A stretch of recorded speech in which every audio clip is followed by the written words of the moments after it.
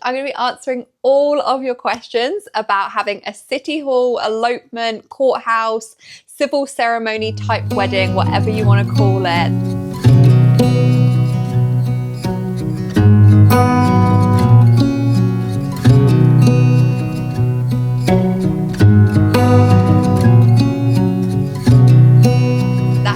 Wedding that I decided to have 10 years ago, and I just went back for my vow renewal. So I've technically done that kind of wedding twice, which I think puts me in a pretty good position to talk about it, especially because there's been a good chunk of time between my original wedding. I think sometimes if you're thinking about going this non-traditional route, you might be a little bit worried, am I going to regret it? And I am here to tell you, 10 years on, I do not regret it one single bit. It was the best decision that I ever made. I absolutely loved my wedding. I'm a huge advocate for having elopements, having small weddings. So hopefully I can help you make your decision a little bit easier. We will get into like specific logistics in terms of planning, exact costs. I'm gonna be very transparent about exactly what I paid. Before we get into that side of things, there are two questions that are the most common questions that I have been asked, and you need to be prepared to. If you are gonna have an elopement wedding, you will be asked by every single person that you know, even like random people that you don't really know that well.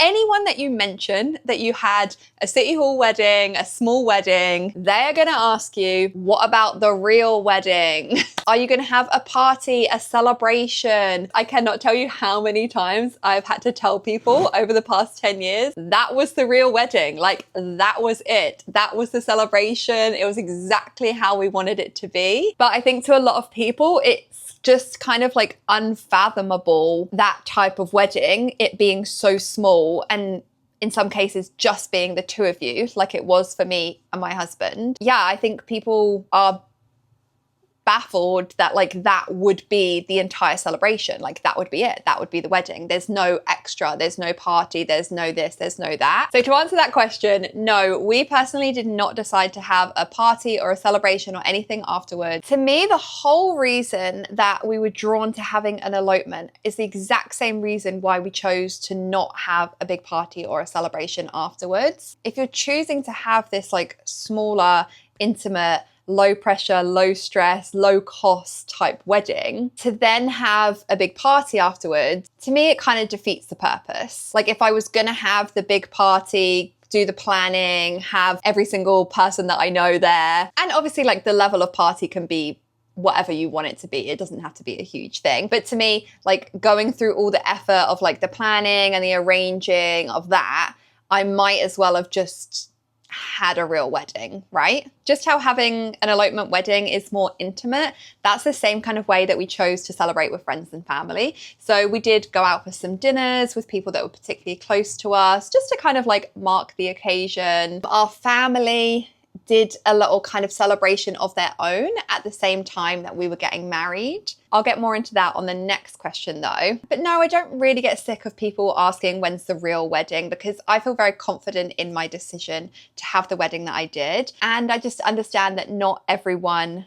gets that or understands it, and that's totally fine. But to me, the wedding was very real. The next biggest question surrounds family. Were family upset? Was anyone offended that they weren't invited? Do I feel bad that I couldn't have my friends and family there? The thing with an elopement is you can actually have friends and family there if you want to, or you can choose to go the route of having no one there. So for us, we got married, literally it was just the two of us. There was no one else there. We had our photographer sign as a witness. Everyone's family dynamics are going to be very, very different. So I think it's important to, before I explain like my situation, to acknowledge that. But for me, I don't feel bad for not having my family there. But I really do think that that comes from being brought up in a family where I have never been made to feel bad for my decisions. And while my parents, I'm sure, would have absolutely loved to be there and probably were a little bit upset that they weren't able to be part of the day, or my wedding wasn't maybe like how they had imagined it would be, but they still respected my decision. And I think that's the biggest thing. Your family can have their own feelings, and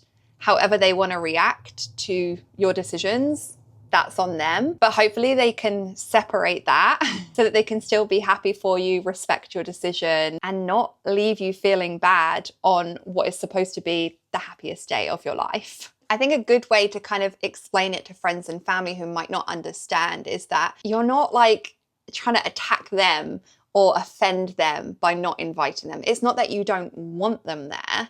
I mean, you might not want them there, but for us, it wasn't that we didn't want them there.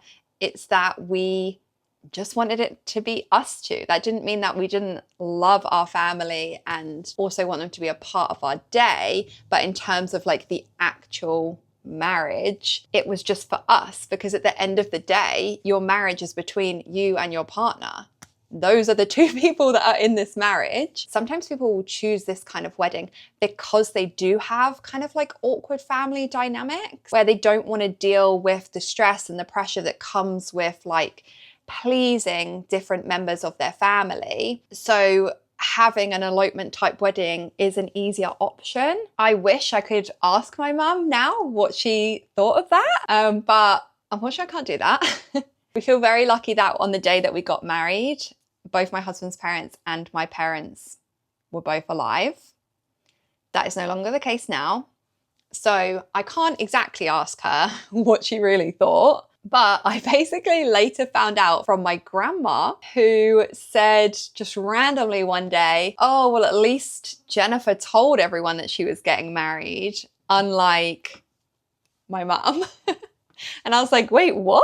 What does that mean? So it turns out my parents actually had an elopement as well. I had no idea at the time I got married whatsoever, but they didn't tell anyone. They just went off to the courthouse or city hall, got married, signed their papers, and then told everyone afterwards. So I don't think my parents really had anything to say about it because they basically had done exactly the same thing. So our parents respected our decision. However, they still wanted to be a part of our day. They still wanted to celebrate, be there kind of with us. So what they decided to do of their own accord, which I actually thought was like an amazing idea, they were in the UK while we were getting married in America. So we were in California. We got married at like 12 p.m. So in the UK, that was like 8 p.m. for their time. So they actually went out together for a dinner. They basically like had a little cheers, made a toast to us at the exact time that we were getting married, which I just thought was so sweet and like a way for them to be a part of the day without actually being there. And we have this really, really lovely photo that's just like such a special memory to us. I literally want to cry just thinking about it. The fact that like they respected our decisions and let us go our own way to get married, but still like did something together to signify the moment and be part of our marriage. And now we have this like photo for our memories forever. Like we weren't even there in this photo, but like that's my favorite memory. Now that those questions are out of the way, let's get into the more logistical questions. And then at the end of the video, I'm going to go through the pros and cons. But my feet are going numb and my laptop's about to die. So I'm going to go get my charger for a sec. Okay, let's charge her up. I can't sit on my feet like this. I'm going to have to sit a little bit further down. Okay. How to pick where to do it. Obviously, you can get married at any kind of city hall, courthouse near you, as long as they offer ceremonies. I will say here in the US, the vast range of what these type of locations look like. It's a wide spectrum, okay? It goes from like DMV looking kind of place to somewhere like the San Francisco City Hall, which is just absolutely like stunning, beautiful, really like timeless traditional building. So for us, we knew that we wanted to have some sort of courthouse type wedding. We could either do it somewhere in LA that like was not the cutest, but was more like practical, obviously closer to where we live. Or we could look into places that maybe were just like a little bit more beautiful to look at. We decided on San Francisco City Hall after searching on Pinterest. I was just looking up like courthouse wedding type photos, like for inspiration, for dresses, for flowers, for anything really, because that was my like first place that I started. So before I'd made any decisions, I was like, let me hop on Pinterest and just get some ideas. Then as I was searching, you could tell it was like the same building again and again and again. And I was like, this place is beautiful. Like, this is not what I imagined at all for a city hall wedding. And I immediately was like, I kind of want to get married there. Like, it looks beautiful. Then when I realized that it was San Francisco, which is not too far from where I live in LA, like, it became more of like a realistic place to go to. The next question is, how did you and your husband come to this decision together? For us, a big part of it was the time frame. But also, the more that we thought about it, this suited us so much better. We never really like pictured having a big, massive wedding. I was never someone that grew up kind of like imagining that for myself. I don't know what I imagined. I didn't think I really like imagined anything. So it's not like I had this idea in my head and then I was compromising by having a smaller wedding. And I didn't know too much about elopements and what that would look like. I thought it just was like, you go in, sign a piece of paper, you're married. I didn't know that you could go to these like beautiful buildings, you could have a proper ceremony that still counts as like that smaller type of wedding, but you can make it as beautiful as you want it to be for your day. So to be honest, it wasn't much of a discussion or it wasn't much of a debate for us. It was just something that felt right. And then in terms of the time frame, obviously choosing a wedding like this, you don't have to save up as long as you might have to traditionally for a bigger wedding. You don't have to consider booking dates like a year or two in advance to secure all your different vendors and things like that. You can pretty much book a date that's next month, go and get married. We also had a visa situation that was probably like progressing our timeline. Basically, we could move to America quicker together if we got married sooner. But honestly, it worked out perfect because I think even if we didn't have this visa situation and we could go back and choose exactly how we got married, we would have done it exactly the same. Do you need to pick up your marriage license before? Can you get it on the day? We got ours on the day.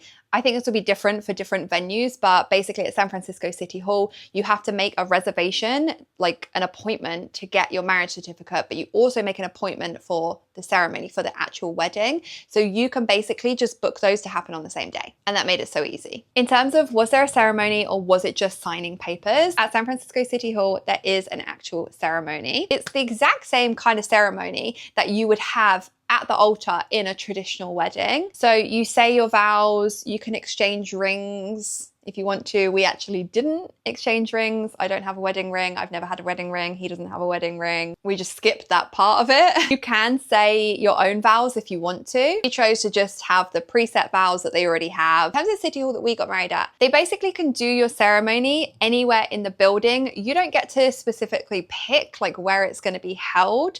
You do if you're like, you can pay more to reserve a certain area of the City Hall, but that's more for people who are having like a bigger wedding where they actually like have guests and need to have like chairs set up and like a whole situation. If you're just going in there like we did, basically it's just like wherever's free at the time, and they have like a couple different spots in the building that they'll take you to.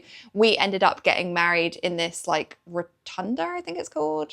I don't know. It was like this circle area at the top of this like big grand staircase. But that just happened to be like what was available at the time. We didn't really have like a preference over where exactly in the building we were going to get married because we thought the whole thing was beautiful, so we didn't mind. You only need to have one witness. So we had our photographer sign as the witness. To us, it didn't really matter like who was going to sign it. I don't know, whatever. That was like not a big deal over it. Did you have a registrar? Yes. And the annoying part is she is in every single one of our photos while we're actually getting married. And I understand that like, yes, she was a registrar, like she was there, she was part of it. But I wish I would have known this so I could have told the photographer, can you just like angle the photos so that she's not like smack bang in the middle of every single one of them? Nothing against her, she was a lovely lady, but like I just don't need to see her in every single photo, you know? Okay, so in terms of the rings, this is not a question that I was asked, but it's something I'm going to tell you about anyway. So you can actually get married without wedding rings. I actually didn't know that. I thought like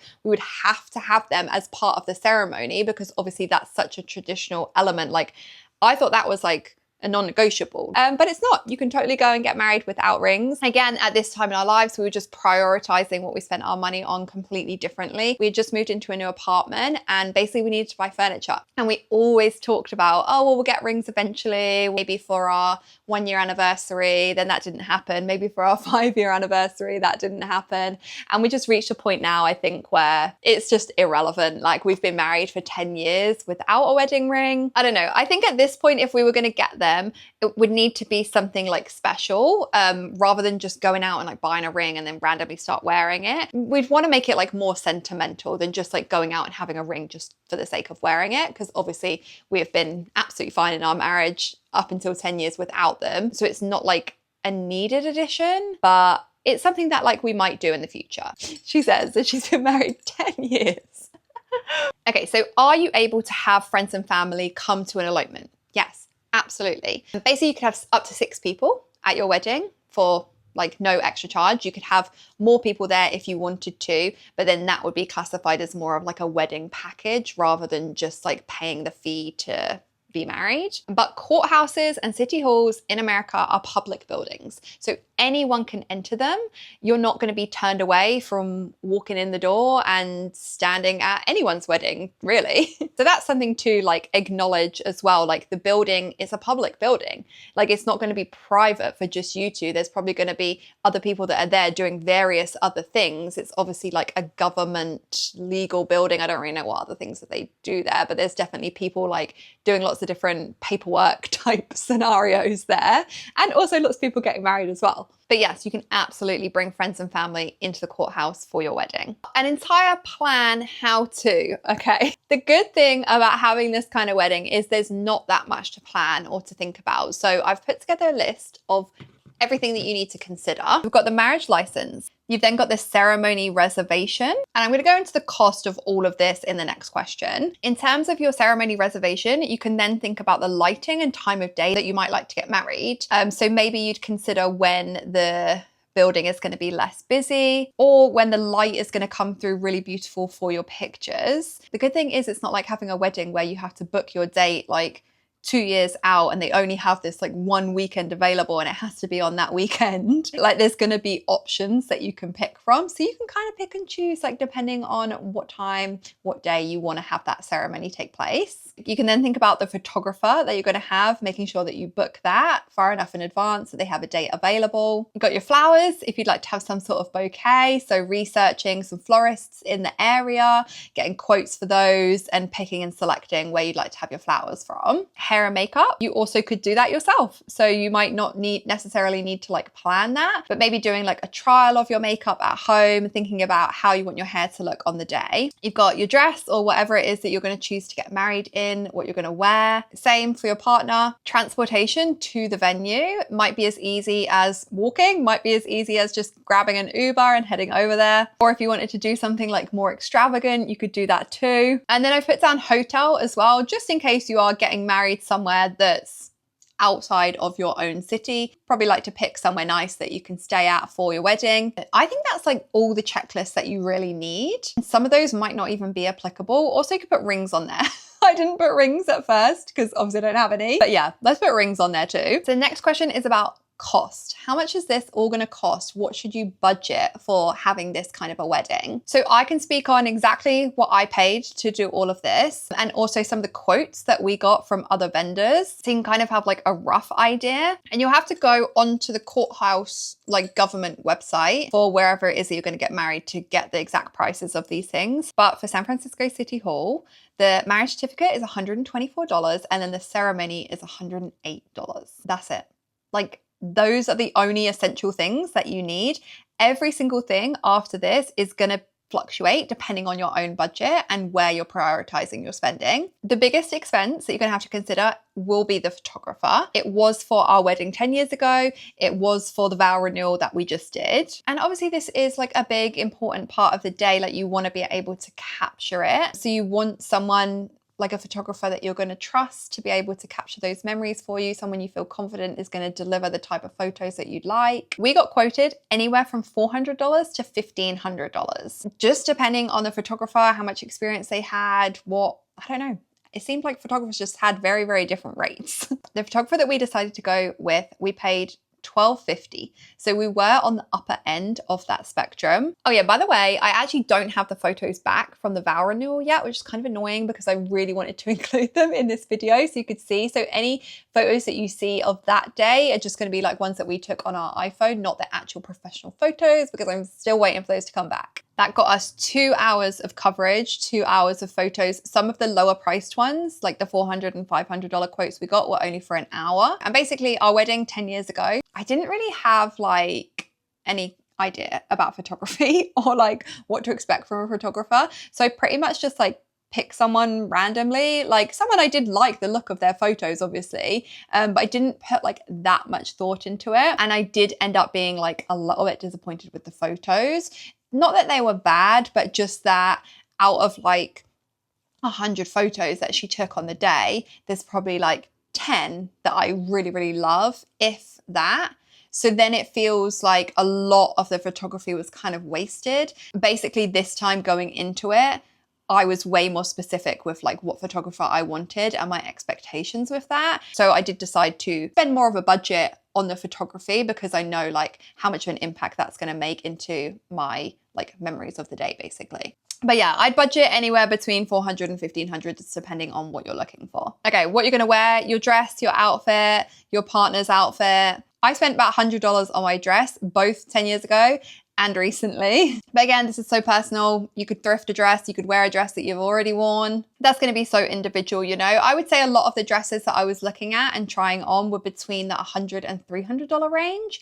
And there was so many different options that I could find at that price point. My husband's outfit, when we got married, he wore a suit that he already had. So actually that didn't cost any extra money. But this most recent one that we did, the vow renewal, he already had the jacket. So we just purchased new trousers and a new shirt. And we probably spent about $300 on that altogether. Now the flower budget did increase from 10 years ago. This is the only thing that actually did jump up quite a lot. My original wedding, we spent $100 on a flower bouquet. And honestly, at the time, I thought that that was quite a lot of money for a bouquet. Not knowing that 10 years later, I would pay probably triple that for a bouquet. So the flowers that I had recently for the vow renewal were $250. Which I feel like is a lot for flowers. But also you'll find when you're getting quotes from different florists that bridal bouquet is a very different price from just a normal bouquet. So the second that it's a bridal bouquet, the price becomes more expensive. I know if you're going to be planning a traditional wedding, that's probably going to happen in like all areas of the wedding. So I know the budget on the flowers was a little bit high, but to be honest, I was so happy with how they turned out. Like these were like exactly what I imagined. I basically had told the florist that I wanted an updated version of my original bouquet that was a little bit more toned down and more like modern, I guess. I honestly think that she nailed the brief. Like these were perfect. And to the point where like 10 years ago, I was kind of like, oh, $100, like that's a lot for what I got. Whereas this time, $250 for what I got. No, I was like so happy with what I got that it was well worth it to me to pay the extra to have something that I was like really, really happy with. Hair and makeup, to me, it didn't cost anything because I did my hair and makeup myself. So to be honest, I wouldn't know how much to budget if you were having it done professionally because I didn't get any quotes, so I don't really know what the going rate for that is. Rings for us, $0. In terms of transportation, we got an Uber to the venue. It probably was like $10. And then because we got married in a city that we don't live, we did book a hotel for the weekend. And obviously this is going to vary based on like where you're staying, what type of hotel you want to stay in. But we spent around $200 a night on the hotel. So with all of those costs added up, this is kind of like a budget that you could look at if you're wanting to have a similar type of day to what I did have. But obviously this can be completely adjusted just based on your own preference. You might end up spending way more, you might end up spending way less, just depending what you prioritize and where you want to spend your money. Okay, for how to find a photographer, I found mine both times through Pinterest because like I said, when I was searching through Pinterest, there was so many photos of this city hall. And obviously I was really drawn to the photography that I was seeing there. So then I was able to find out who the photographers were. You could also look at like location tags on Instagram. I think that's a good way to find photographers. So you could literally specifically look at the San Francisco City Hall, scroll through any photos that are like taking your interest, click on them. It's probably the photographer that's uploaded them. And then you'd be looking at booking like an elopement package. It wouldn't be as much as like what a traditional wedding would cost. Obviously those packages require much longer time period. They're taking a lot more photos. There's a lot more editing involved in that. You're not booking like a wedding package. It's more similar to like a couple's photo shoot or an engagement photo shoot in terms of the pricing. So I found my photographer the first time on Pinterest and the second time on Pinterest, but I did more research the second time and I actually looked at his TikTok, his Instagram, like tried to find other people's weddings that he had photographed to like look through all of the photos and just did a little bit more due diligence. This question is so interesting because it's, how did you announce your marriage? Now this was 2015, okay? So I announced my marriage by putting up a post on Facebook. Something along the lines of, I don't even know what it said. I kind of want to find the post just to see, but it was something along the lines of like, just got hitched or like have been keeping a secret. Now today, in this day and age, I don't think that I would feel the same need to announce it. It's your business, it's not the world's business, and you can go about telling the people that are important to you in your life in your own way. So lots of people asking like, what did we do for the vow renewal, the 10 years? To be completely honest, it wasn't like technically a vow renewal. I feel like I just started calling it that because it was easier than saying, oh, we're going for like a 10-year anniversary photo shoot. And then people thought we were having a vow renewal and I have to be like, oh no, we're not actually like doing any vows.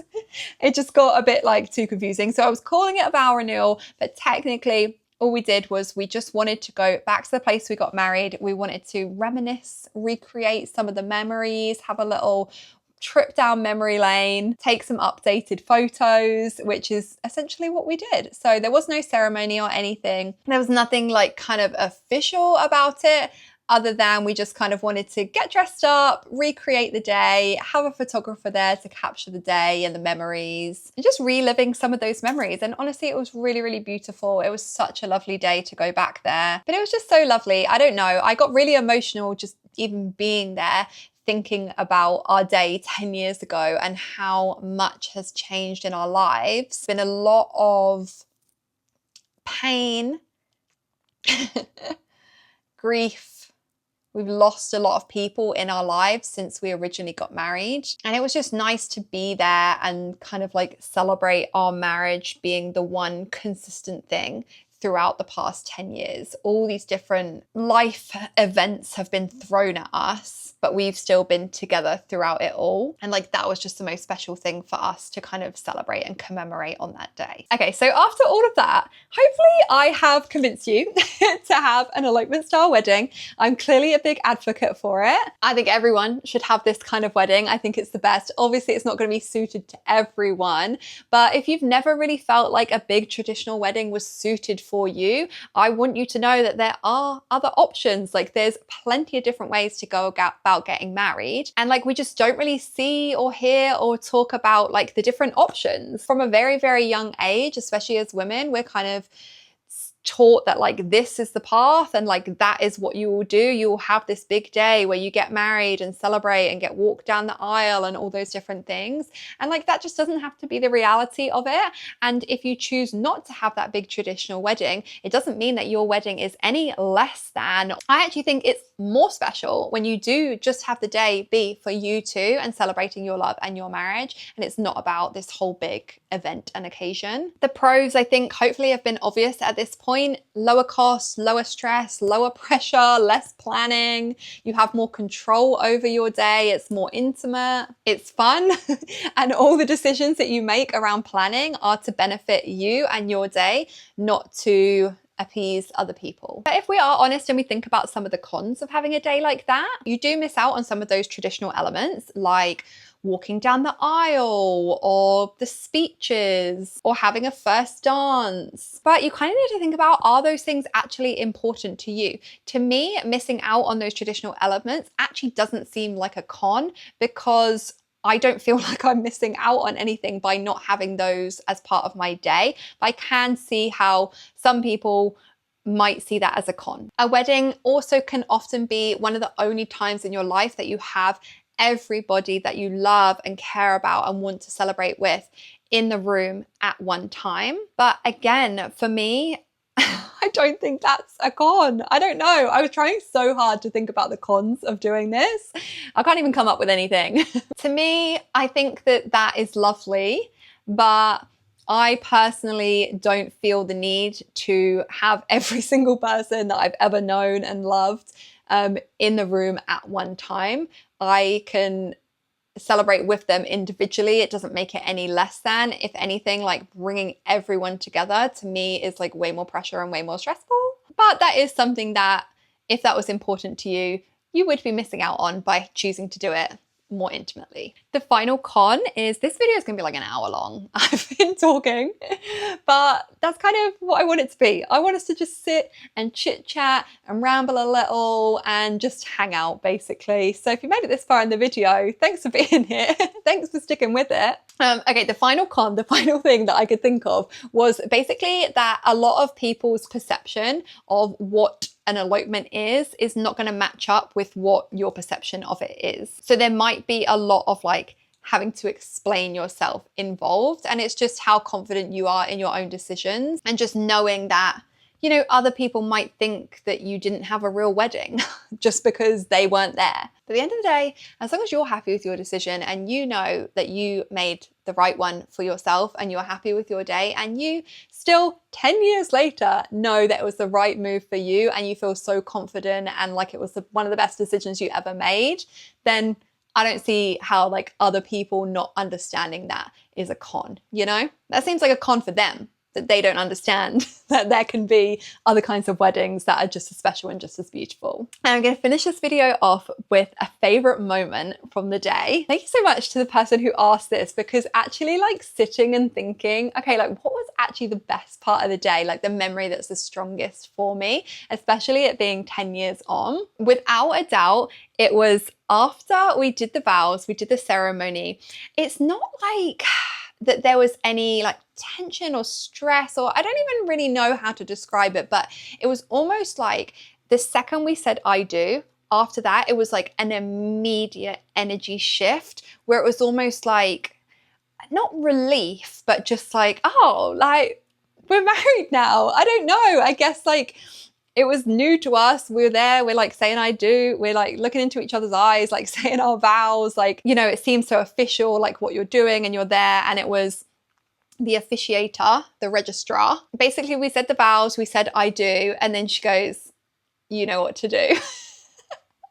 Basically meaning now it's time to kiss the bride. But she didn't say it in those words. She was just like, you know what to do. And just both of us just had like the biggest smiles on our faces, and we were just so like happy and relieved and like joyous, and like everything about that moment was just so special to me. And that is like without a doubt my favorite moment of the day. So much so that the pictures that we captured from that moment I have in a frame right here. It's like one of the only pictures that I have printed out and on display in our home of that day. And I think the pictures just really capture like how we felt. And then my other favorite memory is also having the picture of my parents and his parents together that hopefully was taken at the exact same time that those pictures of us were taken. It was almost like we're all there like celebrating together but on opposite sides of the world. This is so fun to like get to sit and just chat about this. Hopefully that was helpful to you if you have been considering doing this kind of a wedding, or you're just curious about what a different style of wedding looks like. I do have a lot of opinions about this kind of day, and hopefully you do as well. If you'd like to share them in the comments, that would be amazing. I'd love to look through them and we can comment and chat all about how great elopements are. But thank you, and I will see you in the next video.